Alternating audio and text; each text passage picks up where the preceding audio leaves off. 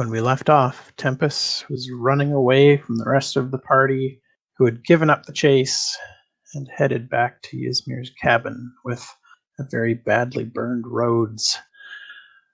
So this session is going to follow Tempus to see what happens next in his mad dash to the Temple of Sharrow. Tempus, would you like to tell me what's going through your mind right now as you're making your way through the streets? Oh, quite a great deal of things. Tempus is feeling a lot of anger at the circumstances that they're in. He's maybe even feeling a little bit of anger at the party and resentment, but I think most of all he's angry at himself. He's split the party yet again. He has defied his war leader and has gone so far as to actively defy and fight with the party when they tried to stop him, but he's in it to win it, so he's going to keep rushing away from them until he's sure that he's no longer being pursued. He's going to quickly brush away some tears, slug back his potion of healing that he has to try and get a few hit points left, and then he's going to try and take stock of where he is in the city. Okay. By the time you're sure there's no one pursuing you, you're at an intersection in the city in the north end. It's a nicer area of town. The army barracks is nearby, as is Yerine's parents' manor. The Temple of Sharrow is just down the street, probably another 5 minutes away. Okay. Going to nod my head and just sort of muttering to himself. What do you say is closer, the central market or the northern market? Probably the northern market is a little bit closer. Okay, cool. Then Tempus is going to set off while muttering to himself, and he's going to go visit his old friend, Kalarian, the elven potion seller in the High Market. While he goes, he's mostly going to be just sort of monologuing to himself about what a bad choice this is and how dumb he is and how this isn't going to work, but screw it, we're in it to win it, and we're going to head to the merchant. Is Big Tempus commenting on anything? Is he giving me any feedback or any direction at this point? He basically wants to go to the Temple of Sharrow right now and do away with all of Sharrow's followers. I'll ask him, do you have some sort of awesome god powers to make it happen? Like your eye beams when you tried to break the Star of Sharrow? Yes, I have not taken control of you for some time now. I've been storing my power, and I am prepared. Prepared to do what? To unleash fury on the followers of Sharrow. Have I been a good servant to you? Indeed. Have I earned any sort of consideration from you? Perhaps. What do you have in mind? We are on our own now, and we are far weaker than we would be with our warband. I cannot fault them for their decision. They don't believe in it the way that you do, the way that I thought I might. But honestly, seeing Rhodes bravely sacrifice himself and take a leap of faith to enter into our cause to try and save the gods, not convinced that killing all of the clerics immediately is the right choice, and so I would like to try things differently. I would like to try and gather resources and avoid destroying all the clerics if I can. Even if it means converting just one of them, if I can save one cleric, then this isn't a complete and total failure. I will allow you to attempt to speak with them, but expect them to react harshly and with hostility towards you as you enter the temple. Those who remained did not listen to your friend the bard. They are stoic followers of Sharrow and will not be easily swayed. All I can do is present the truth. I am not a skilled word weaver like Katiara, and so it will be my actions that I hope will sway them, but for that we need supplies, and for that we need to visit that fancy elf with the monocle. Very well. I will wait and see how your plan goes, but know that I will be ready to bring the reckoning to the followers of Sharrow if things go badly. Righteous. And we'll proceed to Kalarian's alchemy shop. Okay, you get to the alchemy shop. About what time of day is it after all of these dramatics? I think we said it was getting a little bit into the afternoon by the time you guys got to the wall, so it's a little bit later in the afternoon by this point, probably like 3 or 4 o'clock. Okay. Does it look like the devastation of the undead smashing into the city has reached this far in? Like, when we got to the western wall, there was nobody there, presumably because they had been called away to answer the attack in the east. But is it still a ghost town? Is there anybody at all in the streets? Like, what's it looking like on my way to through the market? The market is quiet. You have seen some people riding by on horseback quickly through the city towards the north. You see a few people stumbling through the streets, a look of shock on their faces. But the market certainly isn't what you would call busy right now. Okay, and heading up to Kalarian's store. Does it look like it's open? Does it look like everything's shut down? What does it look like? It's open. Okay, heading on in. All right. You head in and you see that his store has been fairly emptied out of supplies, especially potions. As you guys bought all of the healing potions not too long ago, along with, I believe, all of the potions of giant strength as well. Yes. Is Kalarian himself present? Is he hanging about? Yes. Okay, I'm going to march right up to the bar and say, hello, Kalarian. I'm here for your monocle. I'm not giving you my monocle, crazed barbarian. Well, okay. I didn't expect my opening offer to go, but I'm glad that you're open to compromise. I need every single combustible and accelerant that you have. He looks at you skeptically and says, I'm going to need some of those to uh, restock my shop. What do you need them for? Oh, I need to launch a suicide attack on a building, and I need to have the option of burning it down if at all possible. Is this building in the city? Yep. You know I can't sell you things that are going to destroy Nordgard. Hasn't the city suffered enough? It's going to suffer a great deal more. I don't know if you're aware, but the undead bashed in the walls not that long ago. I heard the commotion. I helped as much as I could in the east, threw a few spells around here and there, but there's only so much you can do against a horde like that. I know. Do you know what happened to them afterwards? Were you present to see the horde withdraw? Yes, and as soon as they left, I came back to my shop. I wanted to start getting to work on whatever healing salves and bombs I could to help out the population. Many were injured. It is both noble and very good of you to apply yourself so diligently, but I'm sorry, this city is lost. The undead have proven that they can smash through, and unless something happens with the faithful, unless the clerics can be brought to bear against the undead, there is no way we can stop them. Even worse, this withdrawal is but a temporary reprieve.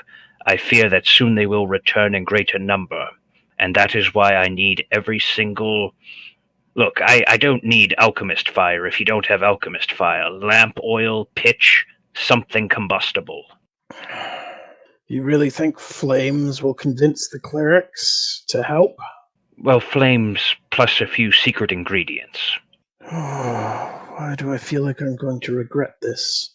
You didn't buy these things here, understood? Oh, thank you, sir. By the way, do you, what's your connection to Nordgard? Why are you here? My family has lived in Nordgard for generations. So are you a northern elf or a southern elf? Define north and south. Well, are you one of the elves that follows the Canopy King, or the other elf royalty person? Ah, you speak of the king and queen. In that regard, I am a northern elf. And that would be a follower of the throne of Orduna, yes? The Canopy King and his descendants? Indeed, Good news. I know where your queen is. my queen. But the queen would be far to the south, in the Gorgodian jungle. Nope, I know where the true descendant of the Canopy King is. You're not talking sense. Or am I talking so sense it's hard to decipher? Let me explain how this works to you. The Orduna line has gone from sun to sun for generations. The Canopy King's son fell in battle with no heir.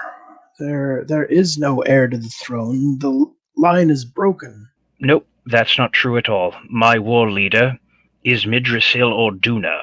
She is the one true descendant of the Canopy King, and she is the one who is going to rescue the people of this city. Can you give me a persuasion check? Oh, I somehow feel I should be rolling this at double advantage, but here we go. Or double disadvantage, but here we go.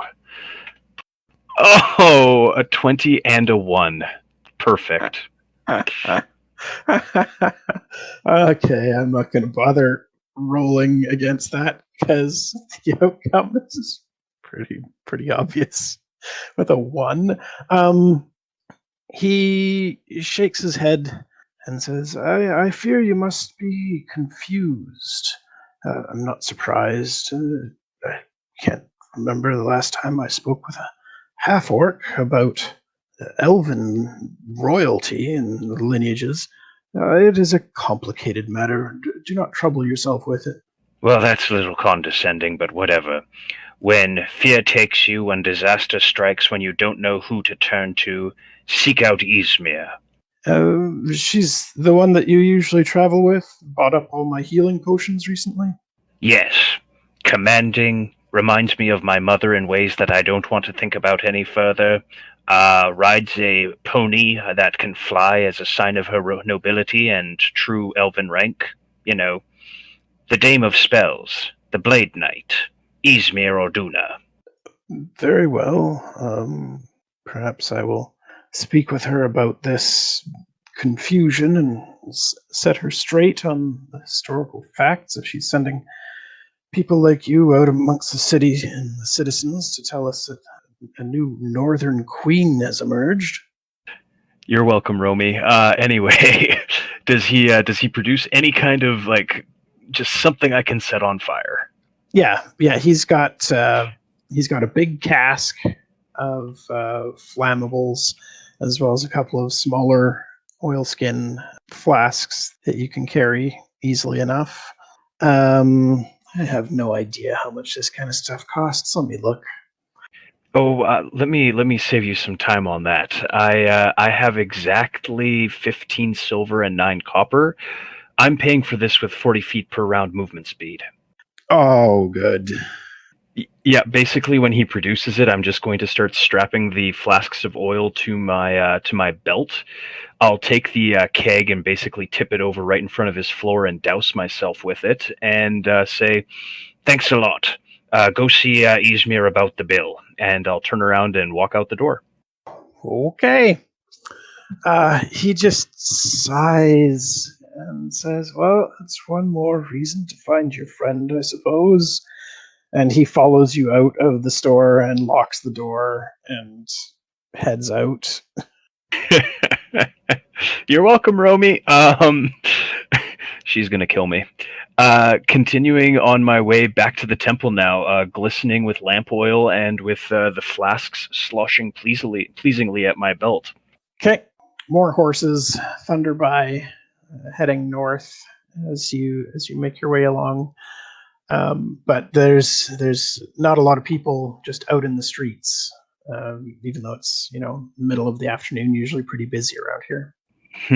I'm still pretty visible though, and there is a fair amount of official-looking people wandering around. So I don't know. Does anybody have washing out on a line nearby? Is there a giant tarp I might be able to steal and wrap around myself, like the world's most visible, like trying to be sneaky but not really dude? Like just something to sort of obscure my figure and make it a little bit less obvious who I am.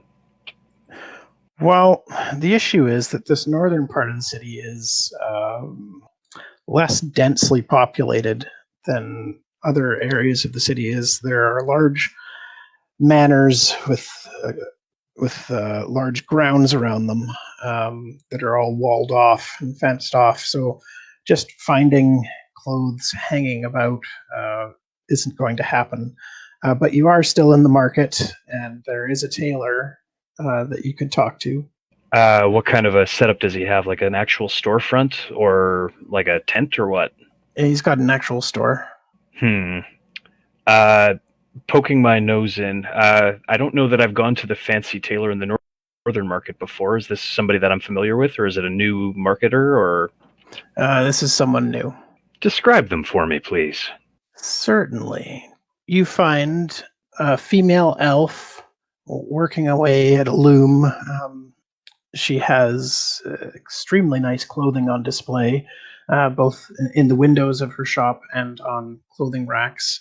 And the minute you come in, she looks up and frowns at you, sniffs the air, and says, "Is that oil?" Yes, I might need to light myself on fire later. Do you have a cloak or a top or maybe a piece of a tent I could borrow? Probably not that you could afford by the looks of you. Well, therein you are incorrect, madam. I am actually a loyal warband member of Queen Izmir Orduna, the savior of the city. She who is going to deliver us from the undead. Uh-huh. Basically, I'm going to buy on credit. You can either sell me a cloak and go to Izmir for recompense, or I can grab a bunch of cloth and run out of here wrecking them for you. It's your choice. I'd rather not have my shop disrupted. I did hear what happened to poor Ashalariel. She described someone like you. Very well. What did you say her name was? Izmidrasil Orduna, the descendant of the Canopy King, the queen in the north. Isn't she one of the city guard? I know, I was pretty surprised to find out she was a secret queen myself. Fine. I can find out where she is and bill her. Here. And she takes a bolt of cloth and gives it to you. It's very flowery design. Oh, well, okay. I don't care about that. I'm still going to just sweep it around myself and say, remember, that's Izmir. Following the last battle with the undead, she is the city's greatest hope. You should really turn to her and pledge your allegiance while the pledging's still good. And I'll sweep on out of the store. She just sighs, and as you leave, you hear her casting a spell. Um, I don't know if you care or not, but she casts prestidigitation to clean up the mess after you leave. Hey, it's her oil to do with it on her floor. She can do what she likes with it. Speaking of, is a Shalariel's shop nearby? Yes. Going to just cruise on over and just open the door and poke my head in. Is she readily visible? Yep. And as soon as she sees you, she yells, "Out!" I don't really want your dirty shop anyway. Just wanted to stop by and say I was sorry for disrupting your armor stand. You were being mean to somebody that I liked, and it was wrong of me to act the way I did. So, sorry, we're even. Bye-bye. And I'm going to slam her door real hard as I go on my way. I'm gonna roll something here. High's bad.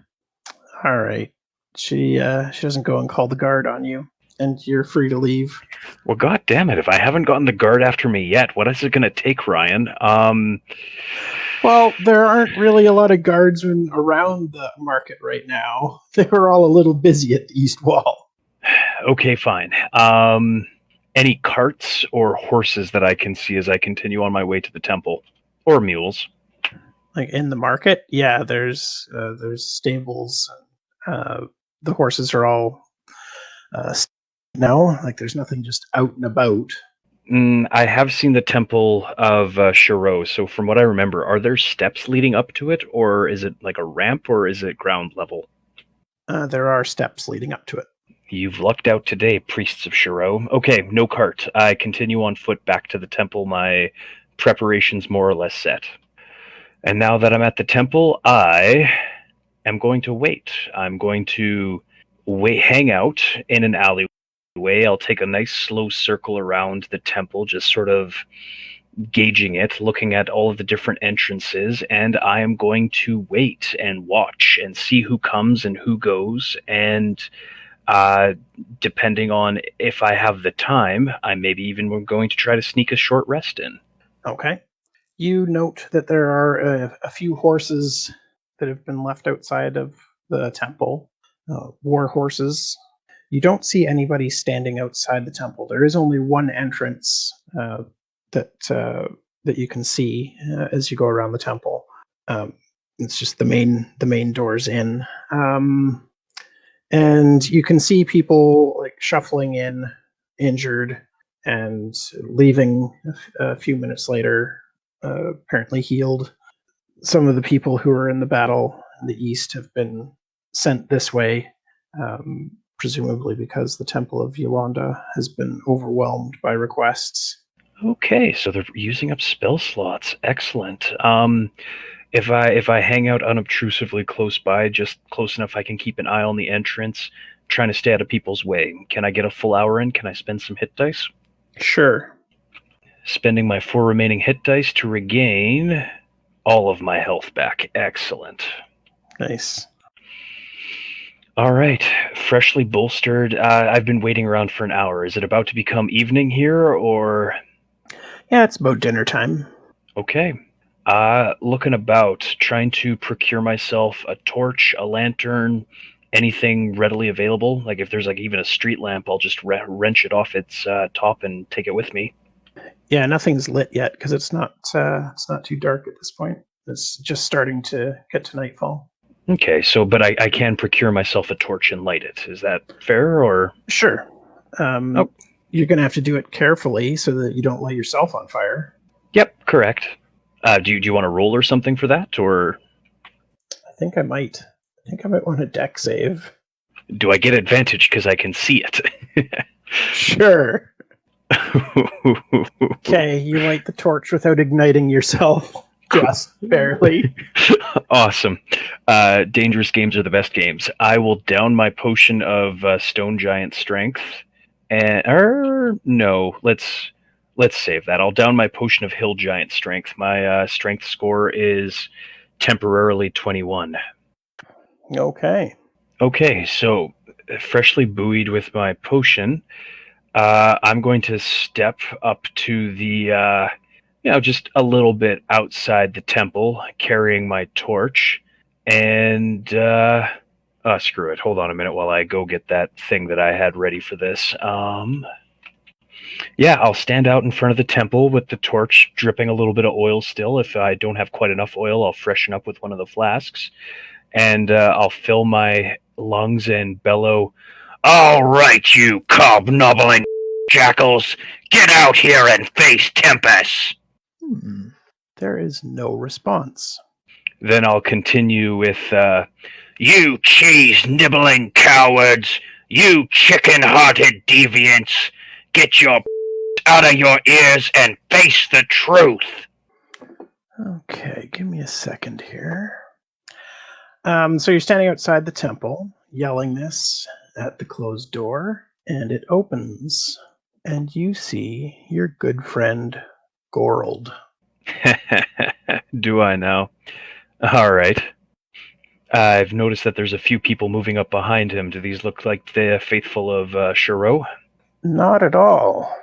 The one that's on the stairs, coming down close to standing beside Gorold, is an unarmored female wearing furs and carrying a rather large weapon, which I forgot to put on her character sheet, but that's okay.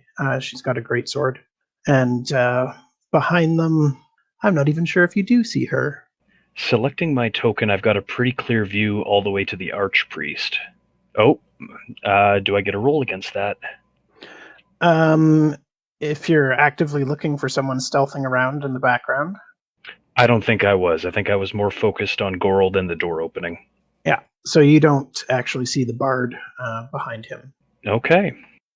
So any other movement after I've called them out, or are they just continuing to stand there? Gorold stands there and shakes his head and says, "Now is not the time, Tempus." Oh, I'm sorry. Are you busy molesting a mule in there? Shall I come back later for you to finish?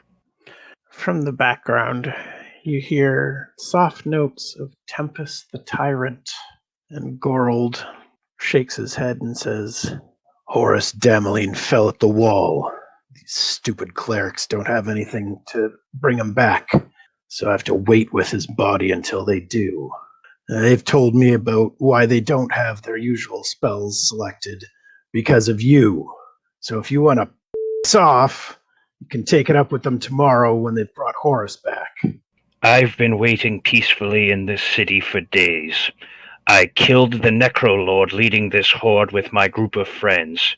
They had nothing to fear from me until they waited and hesitated and allowed their inaction to destroy the city that they were supposed to protect.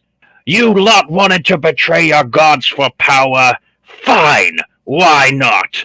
There's an undead horde attacking. The peasants were being mean to you because you couldn't produce miracles, and you're too goddamn scared to pull your out of your butts without a god to hold your hand. Fine, I could understand that. And then you sit around like a bunch of limp instead of using your god-given tower powers. Why would you betray your gods if you're going to sit around and not use it? Because you're scared of me? Fine. Here I am, the consequence to your actions. Come out here and face me. A female walks up beside Gorold, looks at you, looks at him, says, "Oi, this is that Tempest you've been talking about. Doesn't look so tough to me. Bet I could take him." Gorold looks at her and says, "Yeah, might come to that. Seems this idiot wants to burn down the temple or some such. I tell you that ain't happening as long as I need Horus back." I'm gonna look at Gorold and say, Gorold, our springtime romance was fun and all, but seriously, I've moved on to bigger and better things. I think I'm glad that you've done the same. You really don't want to continue antagonizing me. You take your lady and you both off right now. Tell you what, I'll pretend I didn't hear that on account that I'm in charge of the army. You just take a walk. Cool your head. I'll raise my voice one more time and say, last chance to come out here and talk to me while there is still some hope of saving you. While I still hope to bring back your gods and save your souls from your betrayal. Last goddamn chance. Can you roll an intimidation check for me? Now that's a little bit more like it. Yep, almost exactly the same roll with a 20 and a 2, except this time you got advantage. Yep. So you do see some people coming towards the doors, and one of them says, "What? You want to bring the gods back?" You, the genius who's speaking. Who was your god before you embraced Sharrow? Torm, but he went quiet. Do you know why Torm went quiet? No. You, pointing at the person next to him, who was your god before you embraced Sharrow? Paylor. I'll take a step closer to the temple. What was Paylor the god of? Light, much like Sharrow. Light and what? I don't know. Not really a religious scholar, more of a man-at-arms type. Just know that he was light. He was a god of the sun, you ingrate. A god of agriculture and healing. Like all of the gods, he had many facets to him. Are there any worshippers of Coralon in the temple? They look back and shake their heads no. He was a god of elves, a god of defenders and magic in addition to light. And I'll take one more step forward. What about Fultus? Do you know what Fultus was a god of? Light and civilization. His was the light of law, of people working together. What is Sharrow the god of? Can any of you even tell me what the basic tenets of your faith are? And they all look back towards the sanctuary and the temple, where you can see a glowing cylinder in the distance and figures standing inside of it. Your leaders won't even come out to face me, an unwashed barbarian with no place in the city because they're scared of the truth. The truth is Sharrow is an invader. He stole the other gods away. There is war in the heavens, and Sharrow and his brother Dowreth are locking away the other gods. It is because of him that you lost your powers.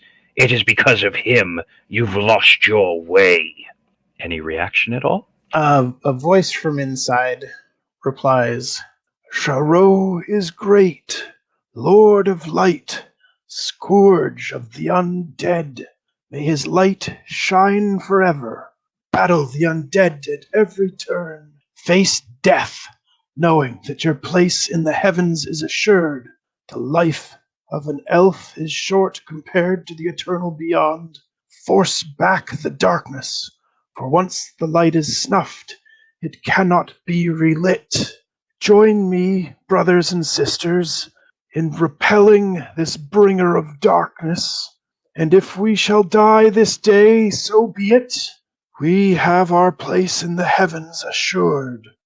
We've all read the tablet, Chuckles. It was I who carried it out from the darkness and gave it to the city. Oh no. You can give me an opposed persuasion roll. I don't even know that I should bother, but here we go.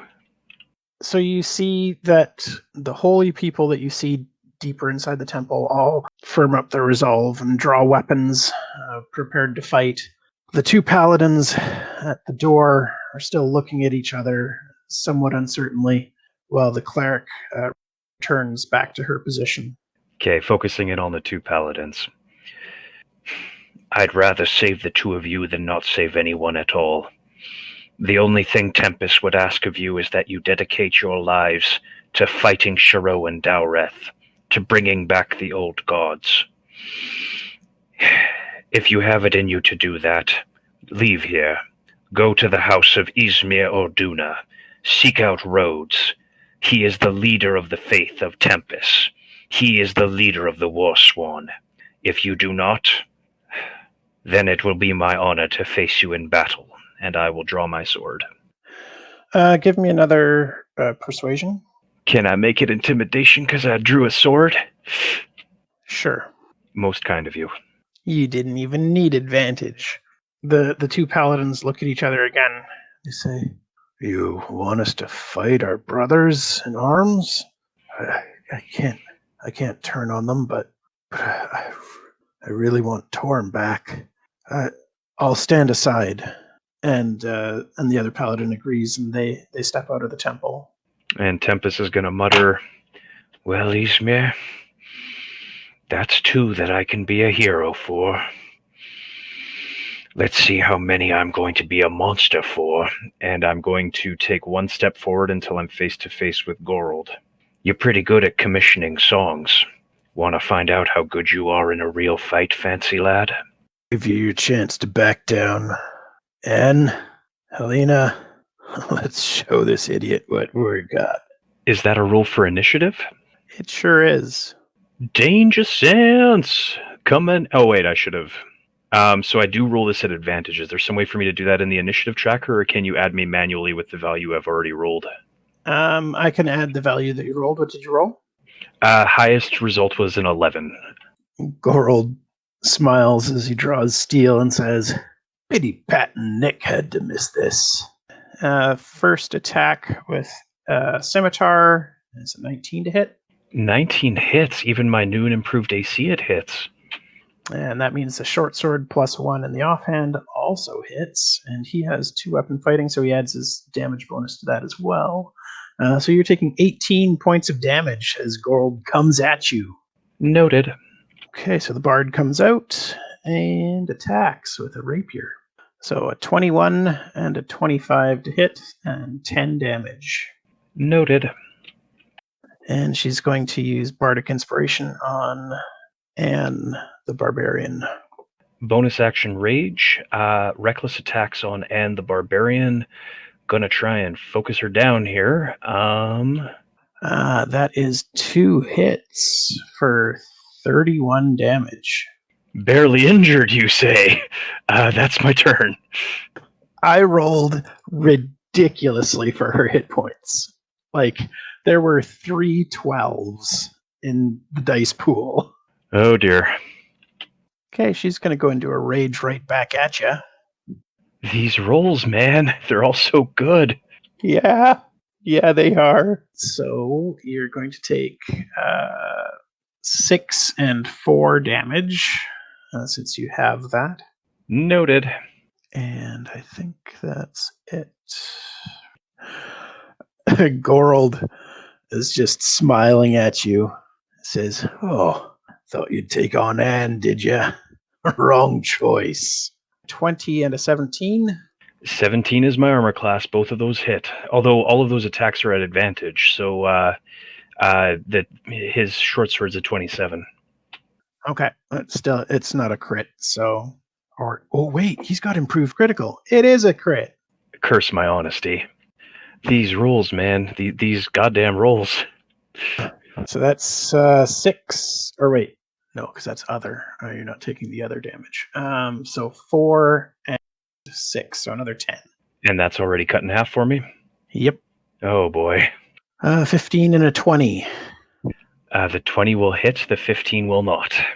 So you take another 5 damage, and she's throwing a Bardic Inspiration on Gorold. Well, this is not going the way I had hoped, so Make a Charisma saving throw. yeah. So as things go badly, suddenly you feel your consciousness being shoved aside rather viciously as Big Tempus takes over. And can you give me an athletics check at advantage? Yeah. Big Tempus shoves Gorold down and just marches over him as you make your way into the temple. Oh, sorry, Big Tempus, I tried. And you hear him yell out, "I did not come here to waste my time with non-believers. I will burn this temple to the ground." And you throw your head back as pulsing energy races out of you and just erupts through the temple, shaking it to its very foundation. Can you roll 5d8 for me, please? And you watch as this power erupts from you, and the clerics in the temple crumple to the ground. The paladins in the room are a bit hardier and continue to stand, although they're obviously in agonizing amounts of pain. You see beyond the paladins that 3 of the city councilors are present. Although Horace is unconscious on the floor, Yuri and Faria are both there. And Yuri would be affected. You see Yuri wince in pain and he glares at you, but the waves of power just wash off and over the cylinder that is surrounding those who are on the sanctuary in the back. Now, is there anything you'd like to do with your actions and bonus actions? After Tempus has taken control, I'm able to act still? Yes. Your consciousness comes back to the fore after Tempus unleashes his rage and power washes over everyone in the building. I'll yell out, "Submit! Submit to him! I don't want to kill you, but God damn it, I will!" And that's it. I'm not taking any further actions. Can you make a charisma saving throw, please? Oh no. The archpriest, standing in the middle of the cylinder, points at you and yells, "You have no power here, Tempus. Begone to the realms of limbo where you belong." The scene before you changes entirely as you are cast out of the plane that you normally exist in. You find yourself in what can best be described as a void, and beside you, you see Tempus riding on his warhorse. fiery weapon clutched in his hand, and he looks at you concernedly. He says, I have failed. The cleric has broken our bond. I will be returned to the realms which I belong to and hunted, I am certain. But I will be with you, Tempus. I will be with Rhodes and anyone else who follows me. I will give you strength until my dying breath. This I swear to you. I will rally the gods to fight against Dowreth and Sharrow before they become too powerful. How can we re-establish our connection? How can we bring more of you through to safety? I don't know. I don't know that it's possible. You saw the lengths that your party went to get me through just once. To get other gods to your realm would be a monumental task. I don't know that it's possible. I died once before and I'll do it again. I can't leave it like this. I can't have just failed you like that. Ysmir said she can find the Storm Lord. That may be your best bet. The Storm Lord is powerful. It has been absent since the Gods' War. I know not where it is, but if you can find it, it may turn this entire war around. You deserved a better follower than I. You deserved a better champion. I'm sorry. You were all I could have hoped for. Brave and honorable. This was not your fault. I rushed into battle, not knowing how they had prepared for me. But they were wise, and we were unlucky. I'll try to bring you back. I'll try to do what I can. It was weird having you in my head, and I can't say we always agreed, but this was noble. What Sharrow and Dowreth are doing is wrong, and I will keep up the fight, I swear it to you. Good. So long as there are those of you who fight, there is still a chance that we can win. And as you watch, you see him being pulled further and further away from you through the eye of the void as you are pulled in the opposite direction, back to the world you know. And as you return to existence, you find the paladins are busy attending to the fallen clerics, and Yuri is standing right beside you, looking at you rather sternly. Well, what was that about, Tempus? You fool! You could have killed all of the clerics and paladins in this city. You could have undone everything, given us no chance whatsoever against the undead. Is he gone now? Gone but not forgotten. Sorry to tell you this, Counselor, but you have no chance anyway. Something is coming. Something worse than you can imagine. Listen, I have been spending my entire day arguing with Faria and the Archpriest over the course of the city and the faithful, and to have you barge in here and assault everyone is entirely unhelpful. For what it's worth, I'm actually rather sorry to have inconvenienced you. You're not a bad fellow, and I very much appreciate your friendship. Sad to say being friends with me can be costly sometimes. You should talk to Ysmir about that. Well, at least now that the god's gone, we can stop this ridiculous infighting and focus on the protection and continuing survival of the city. Archpriest, and he turns to the sanctuary and says, I demand that you set your clerics and faithful into action at once and begin decontaminating the food stores outside of the city now that the undead threat has fled, according to Gorold. And Gorold says, yeah, they're gone. They left. And the Archpriest drops the magical protections, and he's still looking at you cautiously. He says, Tempus has returned to where he should be. You should return to where you belong as well. I imagine your friends are concerned. We will take the fight to the undead, fear not. Who was your god before the coming of Sharrow? Pelor. And are you contented with this turn of events? To know that Pelor has been usurped by Sharrow? I do not know that that is the case, but Sharrow's light is great and powerful. When I pray to him, I feel warm and protected. I feel that now that the faith is safe from Tempus's wrath, we can focus on the good of the city. Hmm, you look human. How far back does your orcish ancestry go? Orcish? I have no orcish ancestry. Then it's an odd conclusion for you to say that strength makes right, and that because of Sharrow's strength you will follow him, instead of owing your allegiance to the one to whom you dedicated your life before his coming.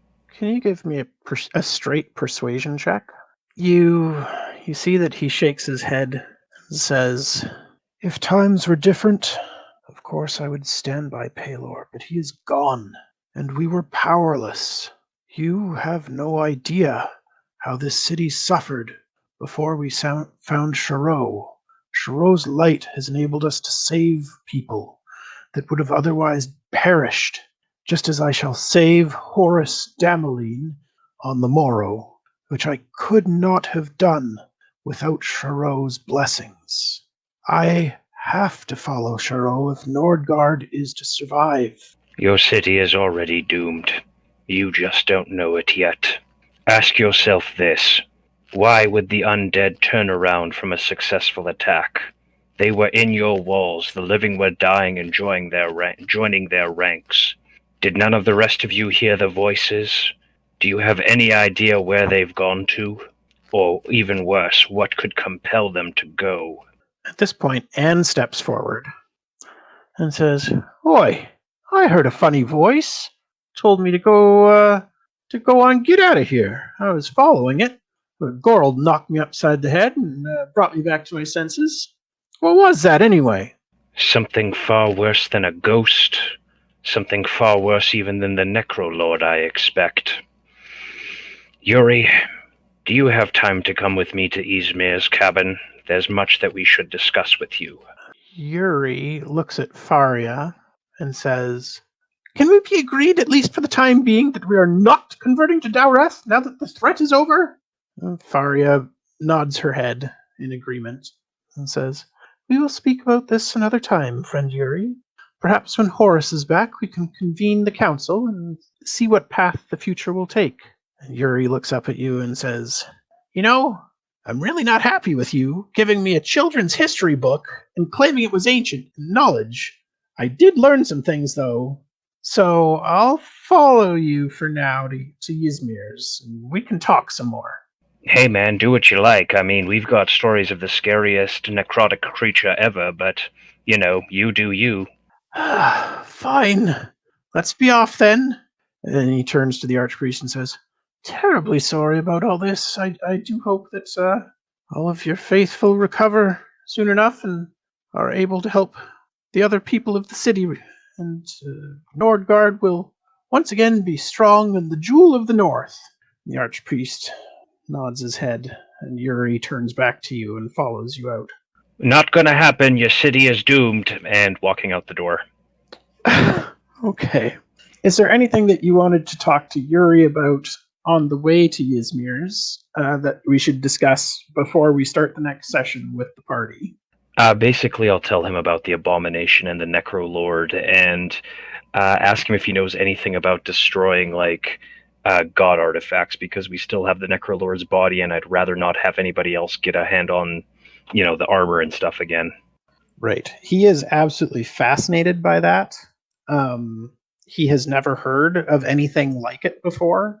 Uh, and the idea of making a conglomeration of smaller undead to create a truly terrifying monstrosity is something that he finds intellectually extremely interesting, even with your insight as it is. You would get the sense that he would try to create something like that on his own if he felt he had the power to do so. Well, that's a little off-putting, but hey, I disappointed him, he can disappoint me. It's all good. And as for destroying god artifacts, apparently he's like the only person in this city who would have any idea how to do that, and he does know. There are several ways to destroy artifacts. One, the most common, is to take it back to where it was forged, because where a magical item was created is where it can be easily destroyed, as easily as any mundane item. Otherwise, you're looking for sources of tremendous power. There are extraordinarily rare beings that can destroy artifacts. You can throw them into the heart of volcanoes. If you were on the good side of a god and came to that god, they could destroy it. Um, each thing that he says is uh, ludicrous to even think about doing. Well, I mean, Ludicrous is our middle name. Last question. Does he have any idea how someone might get in touch with Dowreth? Not one of his followers, not like, a priest. I want to talk to the god. Well, as I told your friends, I am a follower of Ouijas, who is a god of undeath and magic. Um, she is rather concerned about the rise of Dowreth. I myself would not attempt to pray to him, but if I were to have any hope of hearing what he has to say, I would pray. Uh, Oftentimes, gods are not direct. Um, they may lead you with vague hints and platitudes, um, but that may give you more direction than anything else. Cool. Next time you pray into Ouija's, just ask her what she would do with a dark star. I'm afraid I don't know what that is, but I will convey your message. Cool. Let's get back to Izmir. I think that I've got some serious apologizing to do. Did our two paladin converts follow us? Um, yes, they're following you. Oh, good. I'm going to regale them with tales of Rhodes the Brave, their new high priest, who is going to help them recover their own deities and bring back the true faiths as we seal away the gods, and explain that he is the high priest to Queen Izmir, and that they should look forward to giving their lives gloriously to a cause greater than themselves, and that I very much appreciate them taking a brave stand and just basically trying to be as welcoming as possible. Okay, give me a persuasion roll. Not bad. They appear to follow you, uh, not reluctantly, but there is certainly some uncertainty on their faces, and so they're questioning whether they did the right thing in abandoning the temple. But they look forward to meeting this Ysmir and finding out what they can do to bring their gods back. All right, then I think that's it. I've got some splaining to do for the next time the party meets. You sure do. Yeah, sorry guys. Yeah, YOLO swag, no regrets.